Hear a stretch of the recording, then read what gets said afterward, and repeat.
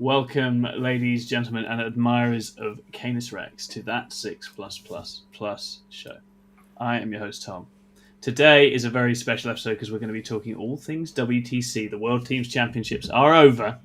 We had 4 plus in attendance representing nations of various banners having a wonderful time.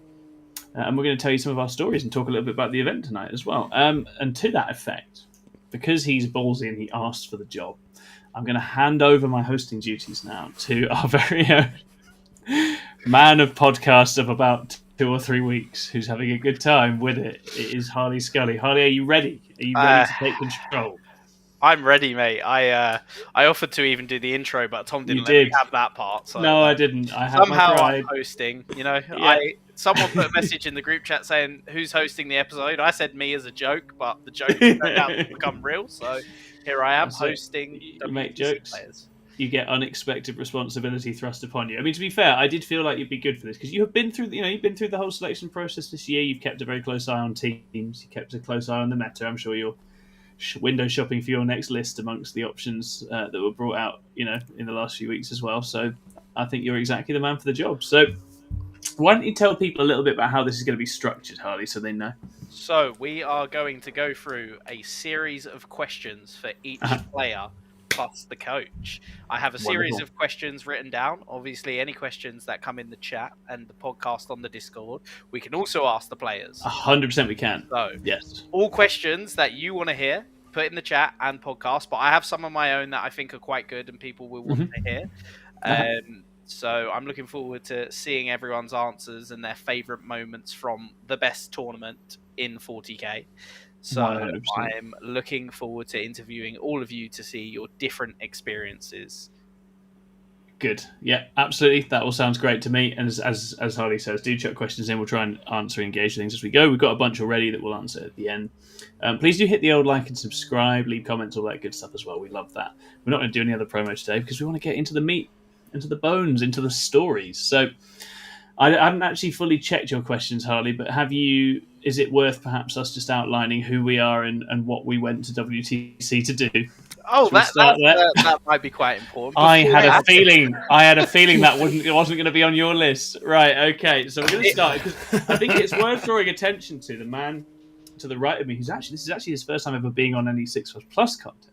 But he's actually been in our team for a little while now, and it's the wonderful Chris Irvine of Scotland. Chris, perhaps you want to start A, by introducing yourself, and B, by talking about your WTC and what capacity you went there in this year.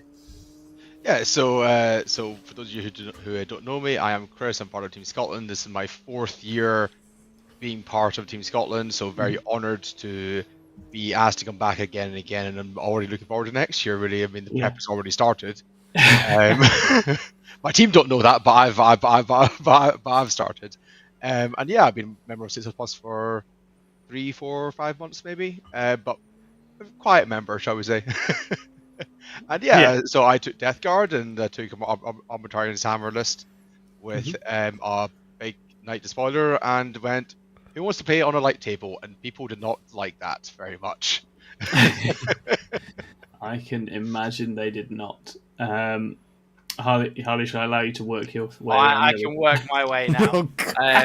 So, before I do that, just want to a shout out that Lewis told me to do for Jamie East.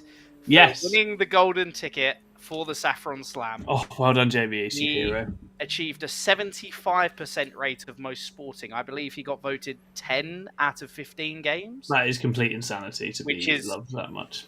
It's nuts. So shout out to Jamie. But moving on swiftly from that, Sam's a knob, and then the next one. Excellent. That's good. Very important. We'll get on to... I want to go for my favourite person, the biggest bully, Scrivo. Yes. How was your WTC, and what was your role inside your team? What was you there for? So I was there mostly as a water boy. I was the non-playing vice captain for Team Wales. That kind of featured in more of a player support. I was the emotional support Scrivo. I was there doing the pairing cards. I stayed away from the pairings because I'm okay at pairings, but it's not my forte. And I was there very much for the reactive stuff. So during the round, making sure they had drinks, making sure that we were kind of getting the data to our data smith, and then kind of just helping us get across the line, hopefully, or as close as we could get, which didn't always work, but sometimes the numbers were just wrong. It's that's a very important job that I feel like sometimes can be a bit underestimated of how important having the right team around sort of the actual players helping them. Agreed. And I think just having at last ITT having 2 coaches for Alfarius, it shows how important that is. So I think that is actually a massive part of that. So next, I'm going to go for one of my favourite people, and that is Mr. Ed. Me? How was your time at WTC? What was you playing? What team was you playing for? What was your role? Hit me with it. Well, I had to step in as a ringer for Team UN, which means I was scraping the bottom of the barrel, obviously. So I turned up for Team UN. I was playing Eldar. Originally, there was talks about a Crew Horde, and I realised the price tag on it and decided strongly against it. So yeah, I was on an Eldar, went off and played for Team UN with Mark Rumbleholmes captaining that. That was a really fun experience. It was great to actually play. It was great to play for WTC, and it was awesome. I drank a lot of beer. The UN team seemed like a really fun bunch of people as well. They were fun, man. It was awesome because you got like 8 people who just don't know who each other are. And we actually had a coach because a guy called Chris, the Absolute Hero, turned up and coached for us as well. And he was great. He was very reactive to the scores going on and like telling you to push and telling you not to push. Passing on the information from Mark, and it was really good. So overall, A+.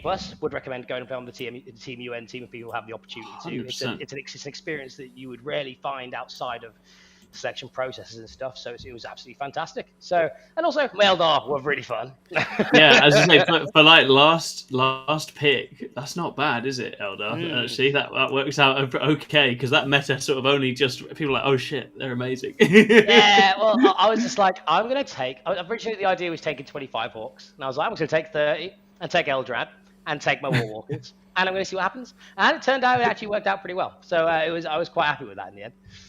There's a question in the chat that I actually wanted to ask you myself, Ed. How does the UN team come about? Like, how do the players get selected for it? Like, how does that happen? So effectively, you've got you get like an Excel sheet that you can like put your name in for. So basically, they'll get people who go to War Masters at the same time, and they'll say if anyone wants to apply, just whack your name on there. Say if you want to play, say if you want to coach, say if you don't mind doing either, etc., etc., etc. And then they pick 8 people from that lot with a coach or 2 if there is any people who would like to coach for the Team UN at the time. And then they choose out of those 8 people. Because I wasn't on the roster originally, because obviously Mark was already on a captain of the team. So it's very rare to find 2 people from the same nation, be selected in that sort of role. But they had a few drops, I believe. So I think I stepped in, Jonas stepped in, or Jonas stepped in. He was awesome. Hero. He was absolutely hero. He was like my beer buddy over the weekend. Zach, my new Australian bestie. Oh, he was great. I love Zach. Love Zach quite a lot. Love that. He's become a very close friend over the past week. Because we suffered on a train together, and that makes you bond. So yeah, it was great. So that's basically what the Team UN process is. It's very much so a ringer team. It's not there to shake the meta or shake the event up. Very much they're there to give 7 nice games of 40k to all of their opponents. It's only there if there's an odd number of countries, right? Otherwise, Correct. It wouldn't be there. Yeah, it's not there every year, and not the same people play every year. So if there is a Team UN, you'll rarely find it's the same roster twice, because they want to give as many people as opportunities as possible, right? They don't want to have the same people coming in for Team UN, because then it's kind of an official team, which again, they don't really want. Like the preparation for the event was, I'm going to write my list. That's the max. That's about as much prep as I did, because a month ago, right? Chris is making a face. Yeah, and Jonas was like, "Oh, Ed, what's the Blood Angels matrix?" And I was like, "Did you submit the list that I told you to submit?" And he was like, "Yes, I'll fill it out for you, mate. Don't worry." It's all good. He had that ambitious amber into Teen Sons. So jealous. Yeah, he had that ambitious amber the bravery, into Teen Sons. the bravery amber. And I was like, nah. We'll change that to a straight red. He was like, no. I think I can play it. It's fine. And I was like, Jonas. And he was like, no, it's fine. So we played BA on his board and beat them. So, fair enough. He was a hero in his own right. But he's been to like 12 WTCs, right? So he's got an immeasurable level of experience. So very experienced. Yeah, so he knows how to turtle up and get his points. And he did that extremely well. He was like the best vibes team. Just it was pure absolute vibes. vibes. It was pure vibes. No sweat, just vibes. No, like the thing is, I was playing. All my games were very chill. Like it was very much. I think it's the most chill event I've ever been to, and like maybe that's just because we are Team UN, and that's why there's much less pressure on it, and that's obviously going to be a contributing factor. But in terms of just the players that you play, everyone's chill because everyone's good, and they're so very strong about sportsmanship there. It's very much so. You don't have a bad game really. So I didn't have one. I had 7 fantastic opponents. Same as the War Masters. Like they was awesome there as well. And so I would recommend people to go and play Team UN if they have the opportunity in the future. It's a great experience, and it's something that gets you involved in things that you may not normally be able to. So. Well, you heard it from Ed. Go apply for Team UN if you're going over to War Masters. Yeah. And we've got one last person to introduce that introduces himself just by being there with the hair flicks on camera over the weekend. It is Thomas Squishy Lohman. How are you, and how was the weekend? What was you playing? Yeah. What was the role? How was it? So, this is my first ever year playing at WTC. I went last year with Team England and was commentated, and then came back and was like, I'd really like to play. So I did a lot of work and was able to just about manage that. And I was playing Gene Stealer Colts, which is something I guess it's the army I've played the most in the last year. Looking back at results and games and notes and everything else, I did dabble in a few other things. I would have liked to take Eldar, but I was on a team with a certain Tony Chu who quite likes his elves as well. So I was like, I won't try and rock the boat there. And the mighty host GSC, which obviously again Chris will know all about because I'm sure he's played that plenty in recent times. You had to be pretty good at playing GSC if you're all Scottish player because it does need reps too. I know it doesn't look like it, but he does need reps too. Yeah, exactly that. And so that was really exciting because it was an army I knew well. I'd chatted a lot with Innes in the run up as well and got a lot of advice from him, and so that was really exciting. Obviously, it was a very new, very inexperienced, really English team, and we were super excited to go there. And obviously, we were all really looking forward to definitely finishing above Scotland because that was absolutely definitely how that was going to end. We were all convinced, and certain that would be how it would all play out. That was maybe in the darkest timeline. It was a interesting final standing. Oh yeah, we'll get to that. I think it's awesome personally. I think there's some really cool stuff in the final standing, especially when we think about tiers for next time. Yes, that is an interesting. Really a tier list. A tier list. No, that's it. I'm out. So after introducing all of your beautiful faces, I'm going to sort of ask the first question. And this is sort of, obviously with WTC, a major part of it is the prep before the event. You spend a year basically prepping for the event, or a week if you're Ed Watt. So like, I'll start with you, Tom, as we just finished with you. We'll get you going again. What was sort of the prep for the event? How was you sort of prepping? What sort of stuff was you doing to prep? And also another question thrown in there, was you at the sort of pre-WTC event, the War Masters? So for me, I'll answer in reverse order. I didn't do War Masters because I know myself and I get tired. I'm a frail little boy. And when I get tired, I get useless and grumpy. So I was like, if I play War Masters, I'll end up being useless and grumpy. What I did was play that as a convenience a couple of weekends out, and I got nice and warmed up at that. So I stayed away from War Masters. As far as prep goes, it's loads and loads of games and events, isn't it? I mean, I was trying to sort of go from not selected to selected this time. And I was conscious from the year before that I had to go up a real level in terms of experience with the boards, experiences with matrixing and predictions, and just general ability as well. So I played a lot of games. The goal was 300 games before WTC. I think technically... How many you played? I played 297 before I went in the end. So I've... 296 because I'm now on 303, which was great. And I'm not ever doing that again. But I'm very glad to have managed to achieve pretty much what we were setting out to. So lots of games played, loads of things learned, and lots of different armies covered. And the main thing, as I say, was for me was like, well, can you matrix and then deliver score correctly? It's one of the most. That was the big test, right? It's literally the most important thing, right? If you say something's a good win, you need to get the good win. If you say that, so basically, anyone in the chat watching, if you want to play WTC, 300 games. There you go. Easy. Cool. So Easy. the next person to go with the question for the prep, because it will be a sort of different perspective, is you, Scrivo. What's sort of the prep like for the coach? What sort of things are you prepping? Well, I did initially start out applying as a playing role. When it kind of was quite clear that I wasn't getting the reps in, I wasn't too surprised I didn't get selected. For me, it was probably a little less stressful in that respect. I did go into a lot of the calls. We were kind of having sort of the planning, chatting about things like matrices, even lists.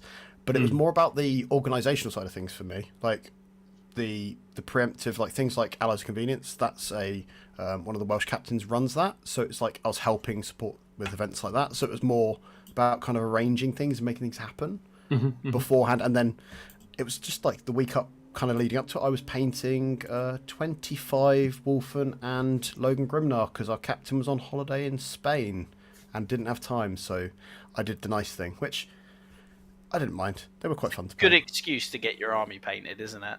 Yeah. And then put in your in your checked luggage and not put any sort of protection around them, so it arrives in pieces. Did you have to pick the pieces or him? No, I did not offer to help. I went elsewhere at that point. 'Cause I was like, I don't want to look at Logan because I really enjoyed painting him, and I do not want to see him in pieces. You knew exactly how it was going to sort of end in that regard. Bits of resin everywhere. No, not the one. Cool. It's fair, isn't it? Is it fair, Scrib, to say that the Welsh team actually, I think the level of preparation for Wales was a lot higher there this year? Yeah. I think that definitely told. So what was that like? I wouldn't say it was on par with 300 games. At least that was my perception. It was still a very high amount of reps.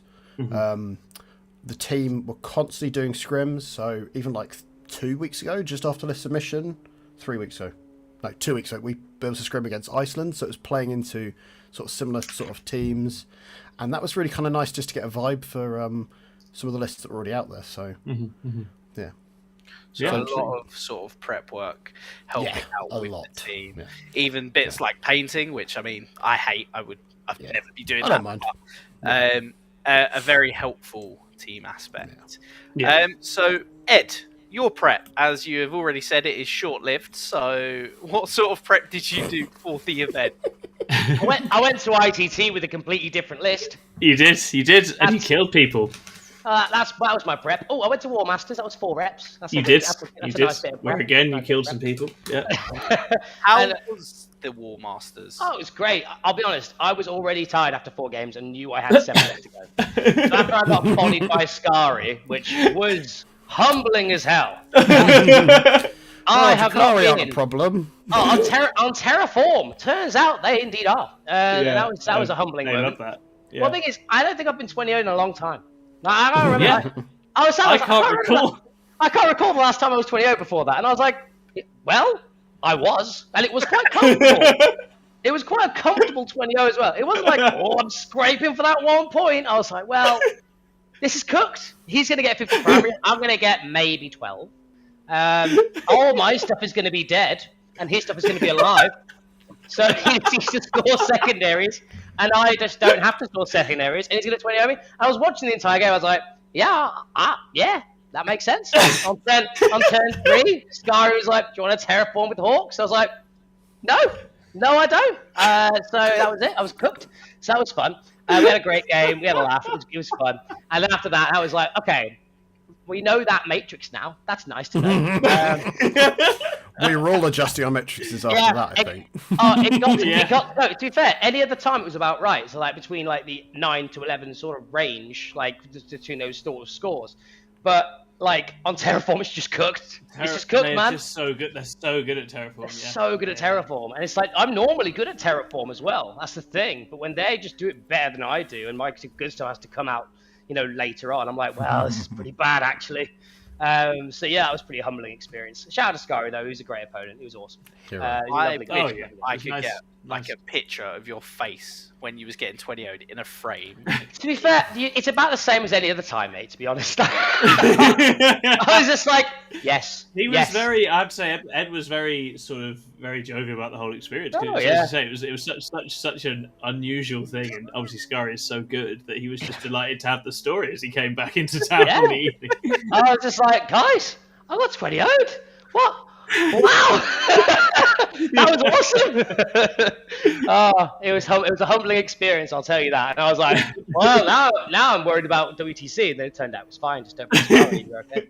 But yeah, it was really good. It made me have doubts about my list after that game, and I was like, no, get out your head, no, don't let it happen. And then we carried on as usual. But yeah, it was good. That was my prep effectively. But obviously, I know Eldar quite well. I played Eldar for quite a while in various forms. So I was relying on that bit of experience to sort of carry me a lot more than I probably should have had prep. But in my defense, I didn't know I was going until 3 weeks before the event. So exactly. So with the UN team, you can't do like a year's prep really when you don't know what you have sort of on board. In regards to your prep, Chris, I assume it involved many reps against Innis on GSE and probably crying a few times. Was that involved? Not that many actually. So for me, I always go with the goal of 60 or 50 to 60 reps on that list by WTC starts. The issue is normally my list is locked in like 2 weeks before list lock, based on like previous years. This year it was like literally the day I was told, hey, you have knights again. We were looking at giving it to the Chaos Cults, like, hey, you have knights. You have 2 hours. Go make a list. I'm like, okay. I was happy to have the guy back because the guy that Knight Despoiler is just disgusting. Yeah, it is pretty good. Yeah, our captain Chris has different opinions on it, but I think that might be a piloting thing. Yeah. Listen, if you let him get tagged and blow up in your own line for more damage than he does, that sounds like a you problem. Definitely. But that's just a fictional example. Yeah. Yeah. So Never happens. So it's basically, I haven't played a gunline army properly ever. So going from fast melee Blood Angels or tanky Custodes to here's Death Guard Gunline was a bit of a shock to the system. So it was mostly practicing how to layer your defenses up with the Potswalkers, dipping into those old like Innovate Head. I've got some guardsmen in my list for some reason skills, and occasionally some tanks or something. So it's bringing those skills back to life, which have been long since dormant, was very important to me. And basically going through each of the matrices for the pod and right, what games have I not yet played, and can I get at least 2 reps in them? Because I will always mess up in the first rep. I will usually mess up in the second rep, but that third rep I'm going to nail. And that's my strength as a player, is putting in the grind, putting in the effort. Aside from like that kind of final run up, the prep over the year was just trying to get reps and trying to stay in contact with the team. I'm down south in Somerset these days, so I'm not in Scotland. I need to stay in contact with the teammates. And then shout out to the Americans as well, because the Americans came in at the 11th hour and said, "Hey, do you want to work together?" And we of course said yes. And it was awesome to have someone to talk to in the form of Gonyo, who wasn't fed up with Death Guard yet, because every one of my teammates was, and we must have changed thousands of messages. Gonyo's such a good guy as well. He's great. And that's where the night came from. So thank you to the Americans for that. And Gonyo and I workshopped that and refined it. And what chaff can we take? How little chaff can we get away with? And I still think it's too little. Quite a cool idea of obviously the teams working together, like the Scotland and US. It is. I believe there was probably loads more that were working together as well. You could always spot lists in little pairs around the event a lot of the time. Something in a tier 1 team was also in a tier 2. Yeah, it's a very cool sort of way of doing. I just think it's a really smart way of doing business. 100%. Yeah, healthier. Let's be real, the Americans are not threatened by Scotland. If we were to pair in like round 4, we were getting 120. They should be. You guys are lethal. The Americans, right, because we did a scrim together. It was an awesome like 1-day scrim. If you're a WTC mod there, I recommend you set up just clear everyone's day and just pair in the morning, play in the afternoon, and get the thing done. The scrims can drag on for weeks and often never finish. We had I think 3 or 4 of those like that over the course of the year. That's a really smart way of doing those. Was amazing and to be part of. So yeah, it's just cool. So next question, which I think is going to be quite a cool one, because this is like one of the ones. It's like a personal moment of WTC. What was your favorite round? So out of the 7 rounds, what was your favorite sort of team? The favorite round, the most nail biting one, or the biggest blowout that there was? It can be either. We'll start with you, Thomas. Oh, favorite round. That's a great question. Is this thinking sort of as the entire team? Because I think Yeah. I think actually my favorite round is probably the last one, which was against Austria, which was a really tough, close round. And I think by that point, we'd had a couple of losses. We played Poland and Germany, both incredible teams who were just much further along than we are. And so that's one of those rounds where it's like, okay, we've got to G up, dig, go, and get back in there. And I think we did that really well. And actually, a lot of people really came through. Greg finally got to play some Imperial Knights and smash those up and did great. I got to play Chaos Cults, which was nice because I'd practiced that one a few times, and it's a bit of a flip, but I went second and still dug out and did great. But also my opponent Andreas was like actually mental, like in a lovely way. Like he was really silly and fun and enthusiastic, and it's a bit like like at the end of an event where you're like, I just want this person to be nice because I'm tired now. It's the last one. I just want the game to be a nice experience. And we had a really good, tough, brutal game where he's all the way up to my deployment line for 2 turns, then I'm all the way up to his deployment line for the end, and everyone's dead. And it was really, really, really good. So I think that was really good. I was pleased with that one from a personal standpoint. I was pleased with us from a team standpoint because we almost got the win there, despite a few of the flips going against us. Yeah, I think it was only 4 so points. Yeah, we had 4 points, which and a win there would have been absolutely huge. So I think to feel like we were knocking on the door there was awesome, and I was really pleased with everyone for sort of digging deep and going again after a couple of tougher rounds. Cool. So, what about yourself, Scrivo? What was the best round as a coach, running around being like, this guy's got 20 when he was supposed to get a win, this guy's now getting a 20 when he was supposed to lose? What was the best one? I think for me, the best one was our round 4 opponents, New Zealand, because we'd come out of the pods, it was very much a bit of an unknown for us how it was going to go, because New Zealand are no slouches. And we had a stream game to add to the dynamic as well. So we went from kind of just in the pod where we obviously had 2 Predators and then newcomers of Hong Kong who were lovely as well, but were also an unknown quantity that we just weren't too sure about. This was kind of like we went into it and went, right, we have less prep here because we've not had as much chance to obviously look at them. So the night before doing all that. But it was probably the round that swung the most for us. Like on Matrix, it was kind of a mid-draw. And then some of the game's results started to come in, and it was just watching that, and kind of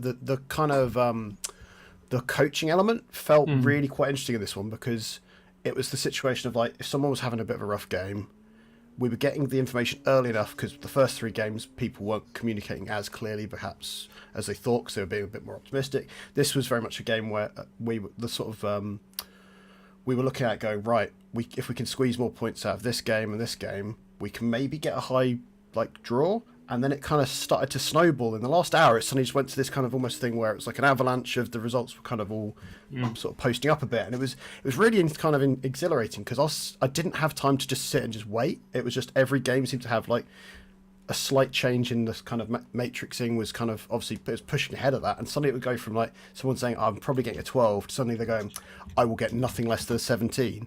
And it went, suddenly we were looking like we were going to win. And it was just like, oh, come on, let's do this. And it was just exhilarating. And that lunchtime afterwards was so knackered. Because it's just like, you just keep kind of, it almost becomes kind of like perpetual motion. Like the start of the round, like an hour of it, we're just kind of like wandering around. Everyone's just kind of saying, I'm on Matrix. And then by that last sort of 15, 20 minutes, you're just running around madly looking at 3 games going, oh God, we could do this. And by the end of it, you just need a sit down.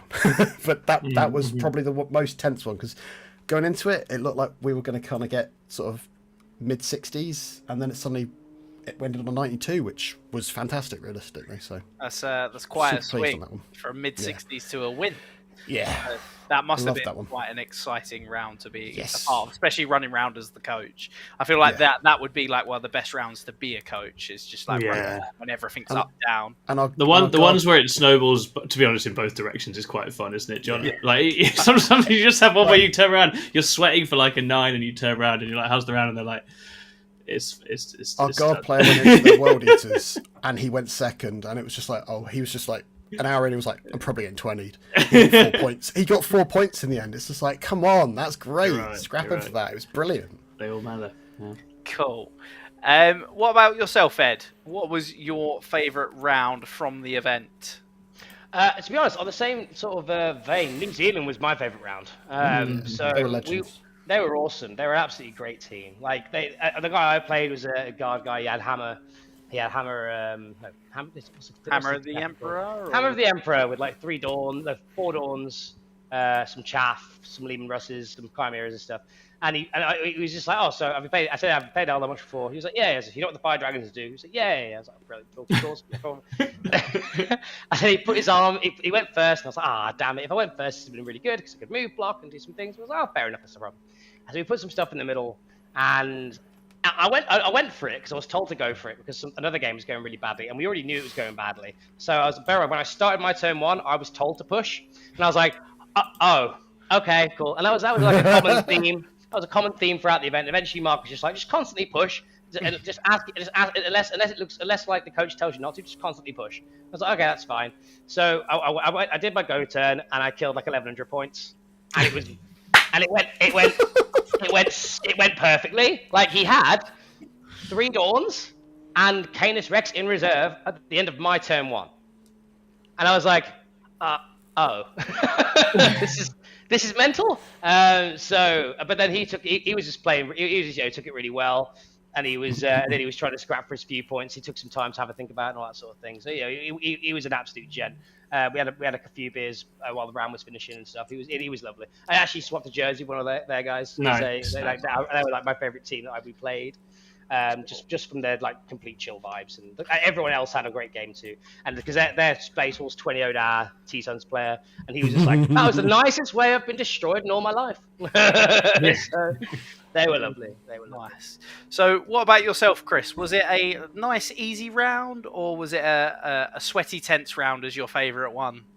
So, first of all, I think this has to be honourable mention to our run against Canada, because that was a 85-75 draw. Like, we clutched it. Legends. We were gathered round our guard player Scott, who was playing Scary, who needed to get a 10-10, and his nickname is Draw. So we're like, come on, Scott. And he was overline. So honourable mention to that round, but actually has to be round 7. So after we're reeling off of just to get this right, 107-53 loss to the Aussies, who were absolutely dense, by the way, as well. Yeah.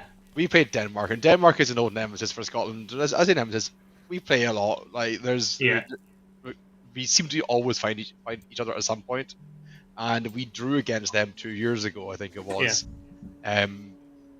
And so so during that shorter lunch break, during the chaos of the last day, where a shorter round, the team rallied together to clutch out the win. And it's so hard on that last day with less time, isn't it? And it was awesome for the team to do that, because finishing 10th above England and 12th, not to mention that at all.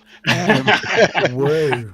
I also had one of my most favourite games against our lovely guy Paul in the Death Guard mirror match. Yeah, but he was playing Champions Contagion, and I was Paul Bridge. Yep. Paul Bridge. Yeah, good old Paul Bridge. The best one. We had such a lovely game. His dice were not kind. My dice were not kind to him at all. And, he was an absolute gent about it. We wanted to swap shirts, but I'd already promised all my shirts away, and I didn't want to go topless because his shirt was not fitting me the nicest possible way. It fit like an arm. And it was a really awesome game of I was first defending the entire weekend. They put down Death Guard and another army I can't quite remember, so we took Death Guard off the table. No one else wanted to play against Death Guard, go figure. And we picked table 8, and I don't think he'd seen table 8 until we got to the table, and he went, turned around to his coaches and went, egg. I'm getting an egg. He got 9 First- points. First time on table 8. He did really well. Table 8 is a wild ride if you've never It played is. it. It's It always is. some crazy open. Yeah, when he realized if I was very suicidal with him, like I could have seen his entire performance on turn 1 if I wanted to. However, I'm much more passive of a player when it comes to playing gunline armies, so he was safe. But it was very funny watching him deploy way back, and I'm going, oh thank you, I'll take the free board throw. And yeah, so it was a really awesome game. Lots of swings, lots of like important dice rolls that happened, most of which happened in my favor. But he touched her right at the end. He scored like 26 points, something like that, in the last round. Classic And second turn. just so yeah, no, taking hold, bottom turn scoring. He got there. So yeah, so massive respect to Paul. That was a really fun game. But yeah, yeah, as I said, honorable shout out to the Canadians, which was also another Death Guard mirror match where I killed Morty turn 1. Okay. And lost half my army, but I killed Morty turn 1. That's all that matters. Gosh. Nice. Yeah. So, in this question, the next question is kind of similar to the one just gone. It's not about the favorite round. It's about your favorite game. So your favorite opponent from the event. So this doesn't Okay. have to be in a nail biting round. This is just your favorite opponent from sort of the event, who you played, who you had the best time with, really. We'll start with you, Ed. Me? Yay! Okay, well, basically, me and Kev from Team Wales haven't actually played before. Well, until this weekend, and we had, I think, one of the most chill games ever. It was just, we were absolutely loving life. He ran some wolfing at me. I died a bit. I ran back at him. He died a bit. And then it was just one of those sorts of things. It was very open. It was very much so an open book game. Whereas it's sort of like, he was basically trying to figure out whether he should tag a unit, and I was just like, I get to punch you twice if you can, so stuff like that. But it was a really good game, man. It's a really good game, and I really enjoyed playing Kev for the first time. So You were good to a hear gent that. in that. That you can Thank have you. games like that at WTC, because Oh, obviously in the past there's been sweat rumors and stuff like that, but obviously knowing you can have them nice games is a good thing to hear. It was because I hadn't played him before, so it was just like, we actually finally get to play Kev, and we played, and it was great. It was really chill, lovely game. What about yours, Tom? Because I know you had quite a few cool opponents. Yeah, I was going to say I got very lucky. Between Andreas and Nicholas in Germany and Wojtek, like there were a whole bunch of players who were all just very charismatic and fun, and also very good at the game. But it's going to have to be Skark, isn't it? Because Skark's in WTC folklore, right? So I got to play Skark. He's on the IK. I've been paired into it. It's good for GSC. Skark's not good for me. Skark's better at 40k than I am, and it was just kind of hypnotic, really, right? Like, he's not got like perfect English, but he's got perfect English to play Warhammer with, so he can communicate incredibly clearly. He's incredibly precise, so old school. He literally measures out and sort of maps his entire turn and everything that's going to happen, and then starts moving models. It's quite hypnotic to watch. Yeah. And we had a laugh as well. I'd always got the impression he might be quite serious, but he was really fun. Like there was a lot of joking and a lot of silliness. He was like, "Oh, this saboteur of yours is prettier than the one that you're hiding at the back. Are you sure you don't want this to be your warlord instead?" And then he kept like pushing the one at the back closer as a joke. Like, there was just lots of silly little things. So we had a lot of fun with that, and I think it was in some ways it was really humbling, right? Because that was like, I think. Nicholas was also really good, but I think Skark was probably He's like a living legend, isn't he? He was the single best and most comprehensively talented player I played that weekend. And no disrespect to IK players, it's not easy to come across like that playing something like IK. Like, he's got like 8 models, and he just and the precision and the care and the thought with them to execute the mission was just kind of hypnotic, really. So and it's always good to play like a player that is just like that well known, 100%. like legend of WTC. Yeah. So it was a really cool Playing thing. him. Yeah, that is one like of the cool things that I would like to do eventually, like play someone like that. So I think that's a great experience. Yeah, that's one I'll treasure for a long time, for sure.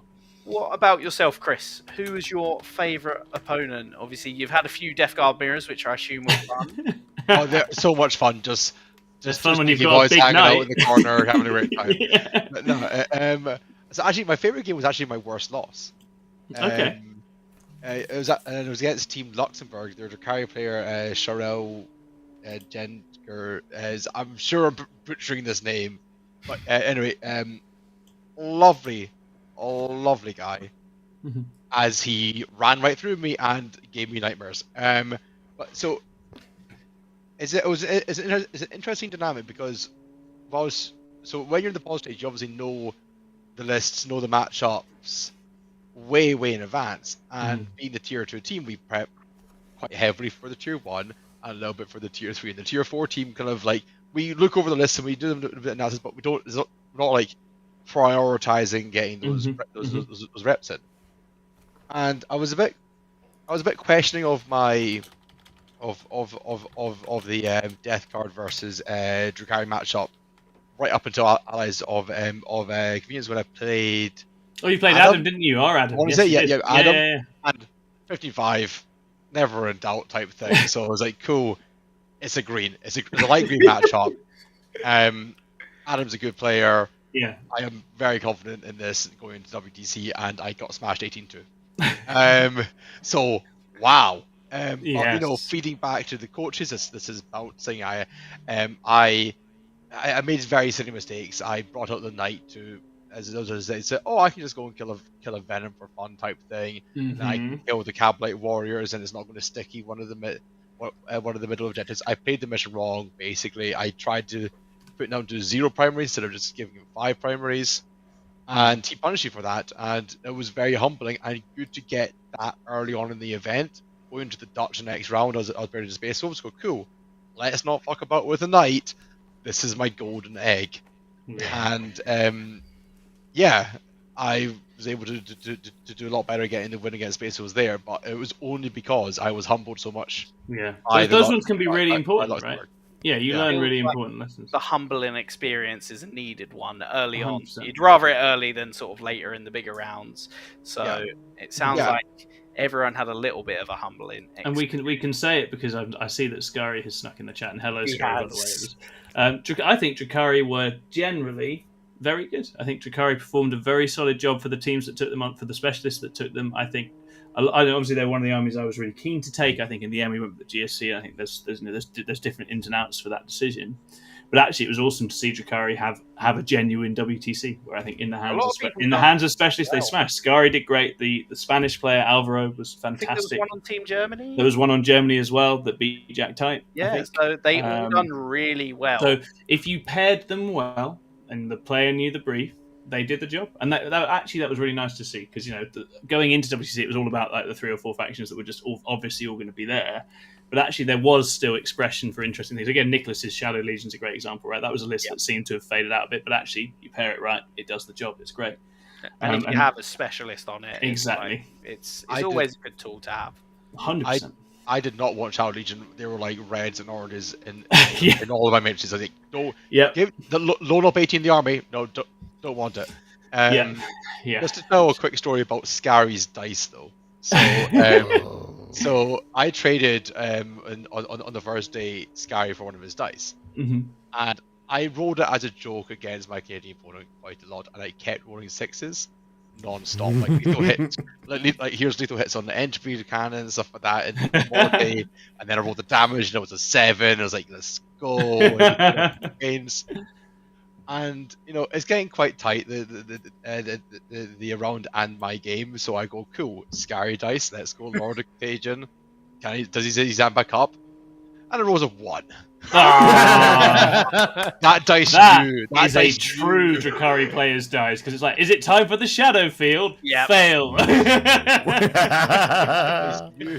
Who it Masters was, and it was not me. Every time. Like Adam the other week at ITT, his first wound that went on the Archon, he's like, right, I'm going to take it on the armor save. He rolled it and it was a 1. I was like, oh god, every time it just happens. But in regards to that question, the next question I'm going to go through is your actual sort of favorite moment in a game, like a dice roll, something awesome that happened, maybe an explosion, something like that, maybe like a charge was failed by the opponent. That was quite exciting. It's always exciting when someone fails 6-inch charges with Death Shroud. So did you guys have any sort of awesome moments in games like that? We'll start with yourself, Tom. So there were lots of moments, and I think one of the things I think at this level that is really fun is that both people have a very good fix on a game a lot of the time, right? Like both people have a sense of what the matchup is like, both people have a sense of what the expected outcomes are after the first couple of turns. You're both kind of on that ride together, and it's the same with variants and other things as well. My round 1, we played against China, and I got lovely Chris, who was one of the Chinese I think he'd been there the year before with them, helping get that team set up, and he was there again, and he was playing 18 Necron race because he's a monster. But in that game, there was a fun moment. It was on supply drop as well. So I was like, oh, brilliant, fantastic. This is a good time. But we slogged, we cuddled, we put lots of OC on point. Then we got to a point where I was trying to stop the Silent King from getting one of the late game holds, which was basically going to decide the game. And I lined up like 3 bricks of 20 Neos and then like the leftovers of a brick to go and charge him. And we were both like watching these charges. Every single 20 brick failed their charges. I re-rolled 1, still failed. And then the little 12-man brick made the charge. And I was like, oh, but no! And then they died because that's exactly the number that the Silent King can kill. So it was like, okay, brilliant. The one unit that got in was completely useless, and all the other ones just sat by and watched. And it was just one of those classic things. I shouldn't have even rolled to send them in. It was one of those like brain farts where like I was kind of already assuming another brick would be in, and I'd send them in as well. And I was like, you're just thinking, I need to get like, something in like, there. someone's got to go. I was like, why have I sent them up? Just sent them to die. And they just died. And they just got absolutely rinsed. Silent King was good. But that was another moment in that exact same game. It's just when we get into the end game, and this is a lovely play from Chris, because I had a nibble on the Silent King earlier on. I'd killed one of his Minears. And just as it's about to pass over to my turn, I'm going to try and steal the middle objective at the end. He's like, and I'll just regrow this Minear here, like right in front of all my neophytes on the edge of the objective. I'm like, and that is Jenga. Very well done. It was great. It was so nicely done. I hate Necron. I hate them too, man. I hate them too. But it was a great game. It was a very weird game. Necron's GSC is a weird game because no one shoots anybody really, because it just makes it worse. It does indeed. You both just regrow. That is a horrible game. Yeah, slog. Absolute slog to start me off. But yeah, that was a lot of fun. About yourself, Chris? I'm sure the night had some cool moments over the weekend. Was it the night that had the best moment? Was it something else? So, my favourite moment, or series of moments, I should say, was actually against Jordan, who was being Chaos Knights for the Aussies. Another one of my only other loss of the weekend, and basically it was the challenger cards. I was behind from round 2. I was in a bad spot, and like normally against Knights you can go early on, like dipping bang and get a challenger card.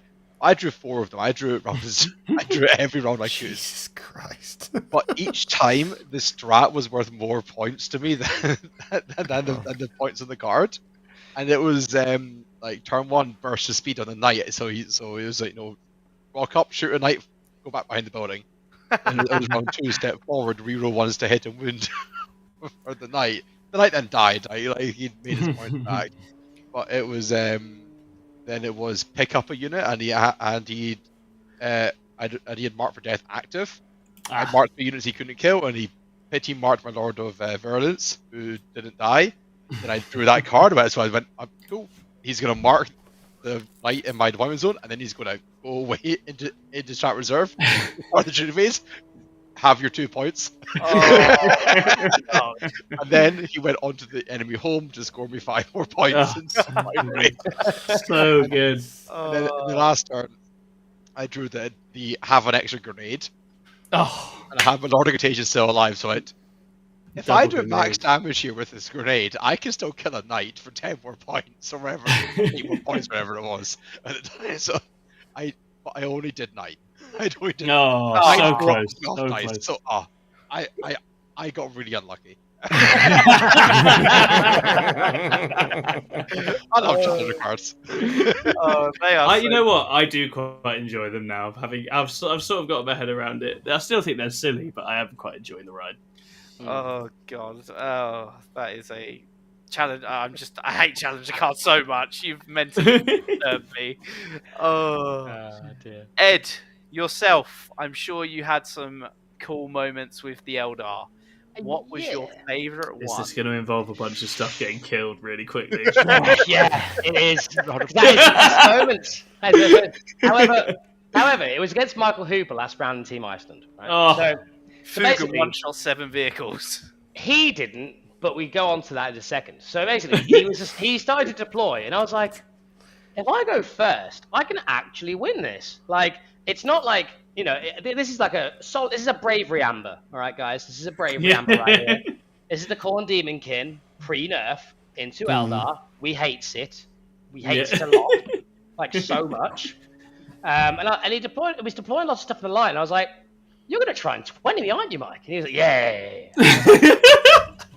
All right, I'll match that energy. Put the wave serpent on the line, and he was like, "What?" And I was like, "Yeah, you've already put too much stuff on the line. I've got to go for it because if I go second, I'm cooked anyway, right? So why not?" And then I carried on. I was like, "Next unit, 10 hawks on the line. Another unit, 10 hawks on the line." Lycus just off the line, and he was like, "Oh my god, if I go second, I'm really in a bit of trouble here." I was like, "Yeah, you are. Yeah, you are." He rolls the dice to go first. I roll a 6. I'm like, "Whoa, that's pretty good, isn't it?" He rolls a 5. I'm like, "Let's go." So I sent. He was like, "Are you gonna send it to me?" I was like, "Oh yeah, 100%." So I sent everything turn 1, naturally. So I killed two Forge Fiends, 2 units of Spawn. What else did I kill? I didn't just kill that. Oh yeah, I put Scarbrand down to like 8 wounds without firing the Fire Dragon Bricane. By the way, the Demon Prince was dead. 2 units of Spawn. Basically everything was in the middle. Right, everything was in the middle. And then he comes out and kills a bunch of Eldar because that's how that works. Fine, whatever. And the Fugenbrick got back in the transport after like 4 of them were left because he decided to shoot them to get them back in the transport rather than Scarbrand trying a risky 10. So he's like, "I'd rather just get some damage on it suddenly because then you can't kill Scarbrand." I think then he underestimated me going, "Well, here's 120 lethal shots." Because he tagged up 25 hawks, right? 'Cause 5 died from that unit, and then 1 got tagged by some spawn. It was like a spawn on 2 wounds in 1 unit. But 1 unit of 10 was free, sorry. That one wasn't tagged. So it was unit 10 and unit 5 were tagged. So the unit 10 fly over so they can get a line on the Scarbrand, do their mortal wounds onto the spawn, freeing up the 10 that they tagged. Then that unit flies over and does 6 mortal wounds to Scarbrand, and then he's now down to 2. Does 6 mortal wounds to the next unit, which then frees that unit up. And then that unit moves off and does like 4 mortal wounds to Scarbrand. And now I've got 25 hawks that are all not tagged, all pointing at him. So I shot and murked Scarbrand off and then killed a bunch of other stuff. At that point, some Bloodletters came down, got some primary, whatever. And then at the end of the game, this is my favourite bit. 3 hawks got shot by a Hellbrute with flamers. And I was like, fair enough. He rolls a 3. I'm like, oh, delicious. He re-rolls the 1 into a 1. Delicious. 3's to wound, 2 wounds, 1 pass. Yes, reactive move away. I've got 2 hawks. Brilliant. So in between 2 hawks, between 2 hawks, a tank shock, and a shuriken cannon, and a bright lance from a wave serpent, I killed 10 bloodletters on my expansion objective, getting rid of the unit there. Then Eldrad and the combat of the hawks killed the last 3 goremongers. Well, not goremongers, the last 3 jackals. So then all he had was a hellbrute. And then I was like, oh, I've now guaranteed a 10 at the end. Sorry, I've now guaranteed a 10 at the end. All good. Hellbrute runs over, gets a 10 for him. Cool, no stress. So he tries to get a 10 for him, but then dies in Overwatch to the wave serpent. And I was like, fantastic. now you're getting a 5. And I was like, yay, skill, and then skill, bro. And then after that, he was just like, oh, that's a 13-7. I was like, yeah, happy with that. And it was awesome. He was just like, and afterwards I was like, you deployed to try and 20 me, didn't you? He was like, yeah, I didn't expect you to send it. I was like, yeah, I am. That's what you were trying to do. I'm not gonna sit back on my back line. There's no point. I'll just lose if I do that, wouldn't I? Yeah. So Ed's favourite moment was the whole game. Yeah, basically, my favourite moment was actually killing Scarbrand with just lethals. It was delicious. Pretty valid. It was delicious. Oh, that is. I think it's nice for the hunter to become the hunted. We like that. Yeah. Scrivo, I'm sure spectating many games this weekend, you saw some quite interesting things happen. So, I have one that I find really quite difficult. I love that it happened, but I also hate it. So, it was our round 6 into Ireland, and all week we had one of because the Irish was staying in the same hotel as us. We had Peter Gelfie, their Dark Angels player, just every time he saw us going, oh, it's the bloody Welsh again. And then in the round, as it was getting kind of closer and closer, our Matrix guru, Ben, was just like, Kev won't tell me really what he's doing. He keeps saying it's going to be in a 10 or 11. Can you go and watch the game? I go over to the game. It's Space Wolves versus Dark Angels. So in theory, I should know this, right? I'm sitting there looking through the sheet. I look at it all. It's the top of 4. Kev has scored quite a lot of points. There's 2 squads of 5 Deathwing Knights in the back corner of Peter's deployment zone. I'm like, one of those wasn't on the board to start, so he must have had to deep strike them there. And I was like, this is looking quite healthy. I start breaking it down. I look at all the score sheet on it, and I'm like, I work it out, and it's like, there's no way Kev can score less than a 14. And then Peter gets his last turn. He's got a Challenger card where he has to kill 2 models from 2 units. He has Assassinate, and he has Sabotage. He sabotages with his Combi Lieutenant. He charges both units of Deathwing Knights into Bjorn, who is standing 6 inches away from them. Well, from the front unit. One of them gets in. The second unit fails by, I think it was an inch. He then charges on the other side or shoots something into another unit, killing, I think it's 1 wolf. So he kills 1 model out of the 2 that he needs. And then he fails to kill Bjorn. So I'm like, cool, this could go up to a 16. And then when it becomes, because the other side kind of goes a bit wonky, Kev's actually on his home objective and we're playing Linchpin. So suddenly I'm like, oh, this could spike to the 16. And then we're getting the score up. They both fill it out and it looks like we're getting the 16. And this is the bit that I love to remember, but I also hate. I then went through the score sheet, counted it all up. Neither of them could fucking count. We only got 14. And so we lost the round by 1 point because I double-checked the score sheet. We would have got a draw if I had not looked at the sheet. So it's lovely. I'm proud I did, but at the same time, it's Points just like... for honesty, yeah. Oh, shit. But it was one of those games where every little element, I was like, well, at most, Peter could have scored, I think it was going to be the 2 secondaries and the Challenger card, so it was like 14. So it'd shrink it down to a 12. So it was no way it was going to be 11. But it was just nice that I had a good sense of the game. I felt proud of that. But then the end result was like, fuck. That is brutal. That is so brutal. It was just like, come on. I felt so guilty for the whole of lunch. I was just like, everyone's like, you're right. I'm like, no. I did the right thing, but I didn't like it. That is a sort of brutal thing. Oh. But That's how you got to do it, right? You done the right thing, right? Yeah. That's the right thing to do. As much as it sucked. was brutal, it did suck, but that's completely the right thing to do. So this next question, I think, will be quite a good question because you were all on separate teams. So this question is: how did your team end up, and are there any improvements you can think of for next year? We will start with yourself, Tom. So, England finished 12th. Now, as Orixos in the chat from Team Czech Republic was observing, they finished above us in the end. We played them in the pod and we beat them when they came 11th. So very well done to Czech Republic. I think for us, if we managed to beat Austria and we were 4 points off, I think we finished 6th. So we were right there, but we didn't get it done. And I think that's useful for us if we're thinking about improvements in the future.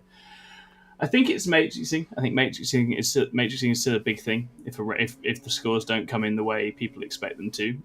Or too many of them do. Like, every round has something, right? But what you want is there's a thing that something's gone wrong and there's a thing going right and it all sort of stays in a sort of stable position. If you have too many different things that are not quite coming in as anticipated, I think that makes the game hard. So I think for us, that's probably the area where, again, it makes sense that we're all newer at that. I think that side of things is the biggest area for improvement. And I think then it's having that experience and grit into the very best teams and the very top teams, your Germanys, your Polands. You need to go into those. I think we probably realistically went into those games a little bit like, this is probably beyond us, right? We're new at this, they're not, they've been doing this for decades. I think that's where you need that confidence and that belief and that experience to really get you through those. So that's something that we're only going to get by going back again, getting stuck back in, and so you have to. I think a real positive for this week for me was I came away thinking, I absolutely can hang at this level, and you don't know that until you've been. It's a question, but then you don't know, and you're doubting it in your head, and then you get to the game, so like, these are just guys pushing models, rolling dice, same as anybody else, right? So you can. They're not special. Everyone. Yeah. They're very well prepped, very well trained. And some of them are very, very, very good. But it's like that's with the work and the effort you can hang. I think the England showing was really good considering how new sort of the team was. I think it was just a little bit unlucky. Like, you had 2 hard rounds of Poland, Germany, and then obviously the Austria round is right at the end, and it was a close round. And as you said, if you win, you sort of skyrocket above some of the other teams. So I think it's a good experience. And definitely. But I think you always want to be focused on the improvement, right? And I think for us, definitely, it always felt like there was always something we were scrambling to deal with in a round. and you want rounds to be a bit more controlled. And if you look at the very, very best teams, and to be honest, even Scotland, I think Scotland with their prep, when they won big. Yeah. And they were always very, very competitive for their scores, even in the toughest rounds as well. And you want to kind of get that being the norm, I think.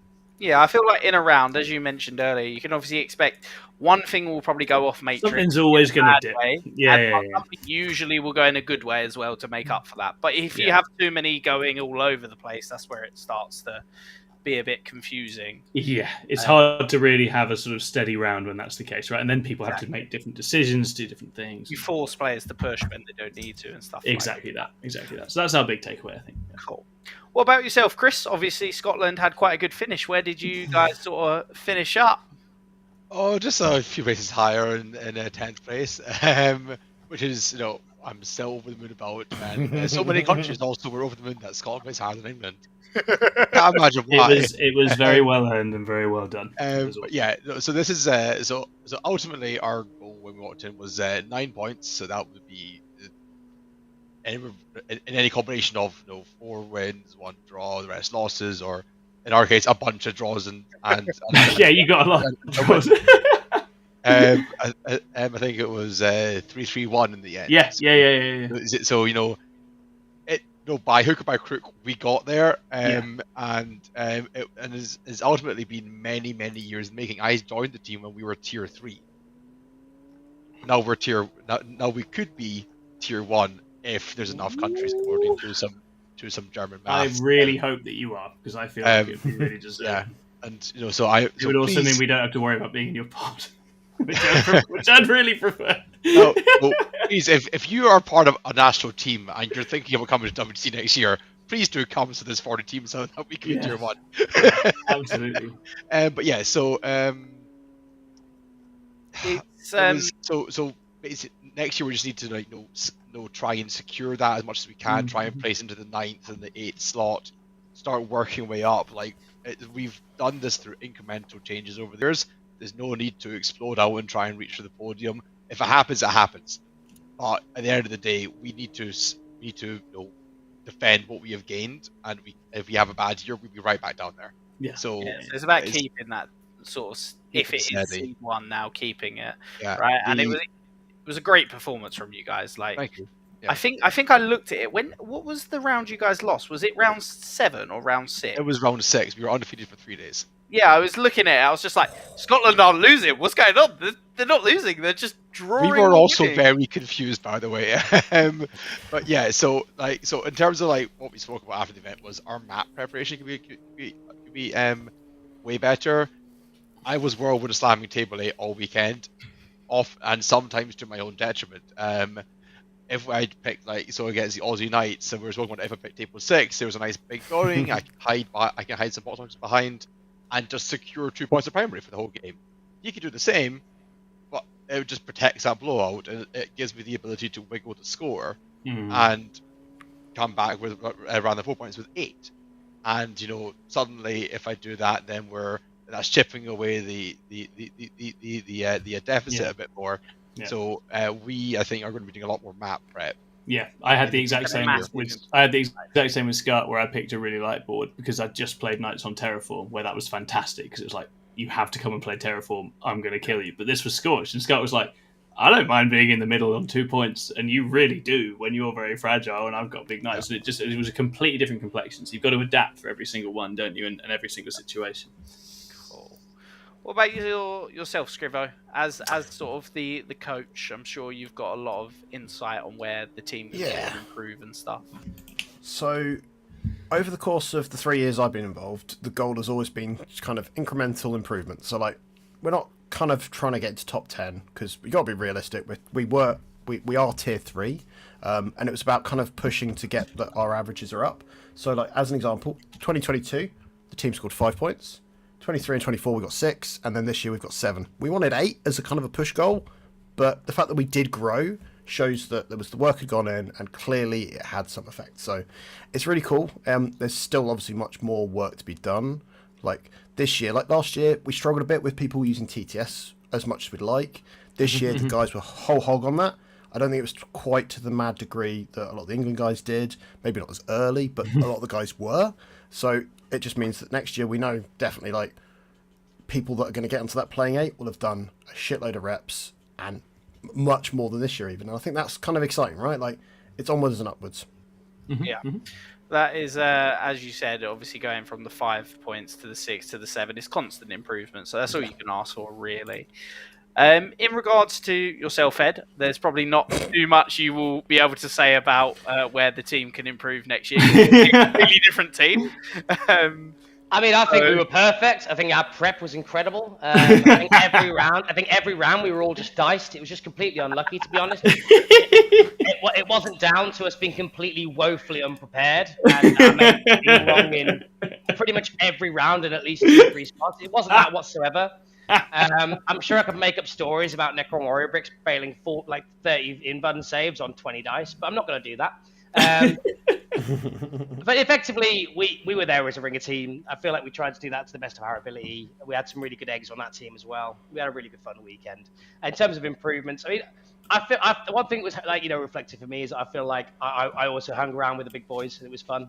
And in the harder rounds, I held my own. There was obviously we played not as good teams as the higher teams, and you've got to take that into account as well. But you're still playing internationals who've prepped all year, right? At the end of the day, you faced the dragon, mate. Yeah. The dragon? Who was the dragon? Kev. Oh yeah. So yeah, I played. Oh yeah, of course, that makes sense. But yeah, so. But yeah, nothing gets past you, doesn't it? Oh yeah, nothing gets past me. I'm like a goalie. I'm like a goalie with one arm. Dragon. No, that makes sense. God. But nah, so effectively, it was nice. It was a nice little confidence boost for myself because I feel like it went well. So I'm hoping to go back next year in some degree. I'd have to go to War Masters at least. I really like War Masters. It was a really good event.